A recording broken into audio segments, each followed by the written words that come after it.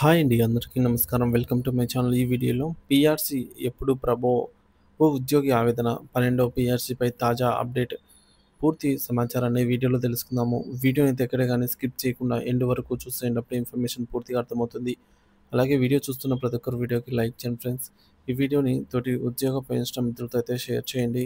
కొత్తగా మన ఛానల్‌ని చూస్తున్నవారు ఇంకా ఎవరైనా సబ్స్క్రైబ్ చేసుకున్నట్లయితే వెంటనే మన ఛానల్‌ని సబ్స్క్రైబ్ చేసుకోండి.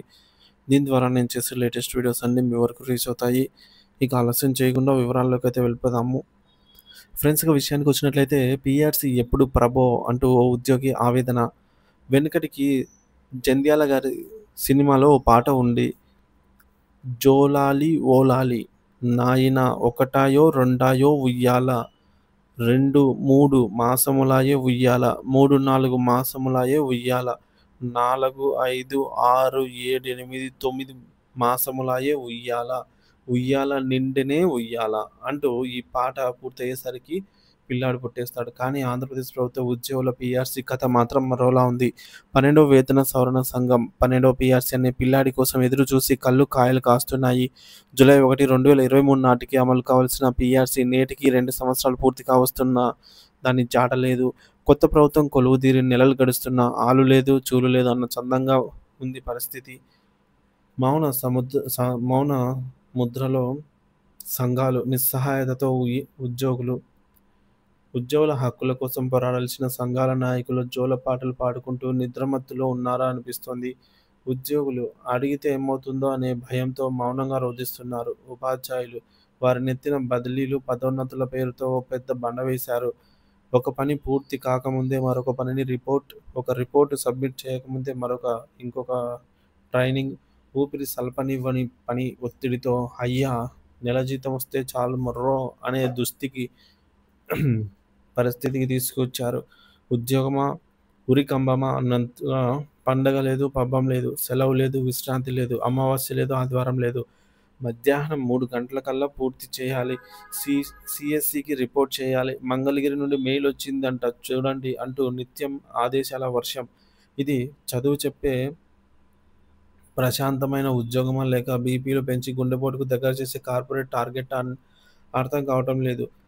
ప్రభుత్వ పెద్దల వ్యూహం స్పష్టంగా కనిపిస్తోంది. ఒక్క నిమిషం విరామం ఇస్తే పాత డీఏ బకాయిలు అడుగుతారు. 2 నిమిషాలు విరామం ఇస్తే జీపీఎఫ్ బిల్లులు, సరెండర్ లీవ్‌లు అడుగుతారు. 3 నిమిషాలు గ్యాప్ దొరికితే పీఆర్సీ ఏమైందని నిలదీస్తారు. ఈ ప్రశ్నలకు ఆస్కారం ఇవ్వకూడదనేనేమో బదిలీలు, పదోన్నతులు, లీడర్‌షిప్ ట్రైనింగ్‌లు, మెగా పీటీఎంలు, అడ్మిషన్స్ డ్రైవ్‌లు, అదనపు తరగతులు ఇలా ఏదో ఒక పనితో ఉద్యోగులను ఉక్కిరిబిక్కిరి చేస్తున్నారు. ఈ ఒత్తిడి చూస్తుంటే పాత ప్రభుత్వ హయాంలోని యాప్ల పర్వమే మేలాయే అనిపిస్తోందంటే పరిస్థితి తీవ్రతను అర్థం చేసుకోవచ్చు. కాలం కరిగిపోతుంది. ఆశలు ఆవిరైపోతున్నాయి. సంఘాల నాయకులారా ఇకనైనా మేల్కొంటారా? మీ మౌనాన్ని వీడి మా గొంతుకను వినిపిస్తారా? అంటూ జూలై 1, 2023 నుండి 12వ పీఆర్సీ ఫలాలు అందుకోవాలి. కానీ జూలై 1, 2025 దాటిపోయింది. అంటే 2 ఏళ్లు విలువైన ప్రయోజనాలు గాల్లో కలిసిపోయాయి. ఇప్పుడు ప్రభుత్వం 100% ఫిట్‌మెంట్‌తో పీఆర్సీ ఇచ్చినా అది అర్ధ పీఆర్సీనే అవుతుంది. ఎందుకంటే 2 ఏళ్ల బకాయిలు అరియర్స్ ఇస్తామనే నమ్మకమే లేదు. కాలం ఎవరి కోసమూ ఆగదు. సేవ చేస్తూనే సగటు ఉద్యోగి సమాధిలోకి వెళ్తున్నాడు. పీఆర్సీ ఫలాలను చూడకుండానే ఎందరో పదవీ విరమణ చేస్తున్నారు. మరికొద్ది రోజుల్లో రిటైర్ కాబోయే వారు కూడా మాకైనా అదృష్టం దక్కుతుందా అని ఆశగా అయితే ఎదురుచూస్తున్నారు. గౌరవ ముఖ్యమంత్రి గారికి విన్నపం. మహాప్రభో ఎన్నికల ముందు మీరు ఇచ్చిన మాటను నమ్మాము. ఉద్యోగుల కష్టాలు తీరుస్తారని, వారి సంక్షేమానికి పెద్దపీట వేస్తారని ఆశించాము.